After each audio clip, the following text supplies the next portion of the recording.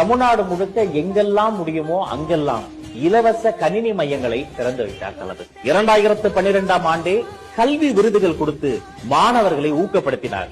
ஏழை மாணவர்களுக்காக ஓசூரில் இலவச பள்ளிக்கூடத்தை திறந்து வைத்தார் தளபதி. அந்த காலகட்டத்தில் எத்தனையோ ஏழை பெண்களுக்கு அன்னை இருக்க வேண்டிய இடத்தில் அண்ணனாக அவர் இருந்து 51 சீர்வரிசைகள் தந்து பற்பல ஊர்களில் எத்தனையோ இலவச திருமணங்களை நடத்தி வைத்த தலைவர் தான் நம்முடைய தளபதி. சென்னை அரசு மருத்துவமனையில் ஒவ்வொரு வருஷமும் அவர் பிறந்த நாள் அன்று பிறக்கின்ற குழந்தைகளுக்கு தங்க மோதிரத்தை பரிசாக தருவார் தளபதி.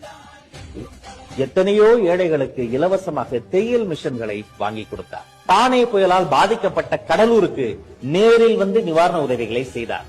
மிதிவண்டியில் இருந்து மாற்றுத்திறனாளிகளை சமூகத்தின் மாற்றும் திறனாளியாக மாற்றக்கூடிய முச்சகர வண்டிகளில் இருந்து, நோட்டு புத்தகத்தில் இருந்து, அரிசி பருப்பில் இருந்து எத்தனையோ உதவிகளை தாராளமாய் கிள்ளி அள்ளி அள்ளி கொடுத்தவர் தான் நம்முடைய தலைவர் தளபதி. சிவகாசி, திருநெல்வேலி, ஈரோடு, புதுக்கோட்டை, திருச்சி, மதுரை, விழுப்புரம், பாண்டிச்சேரி என தமிழகம் முழுக்க பல ஊர்களுக்கு நேரில் வந்து நலத்திட்ட பணிகளை செய்தவர் தான் தளபதி. சுனாமி, குஜராத் பூகம்பம் போன்ற பேரிடர் காலங்களில் உதவிக்கரம் நீட்டினார் தளபதி.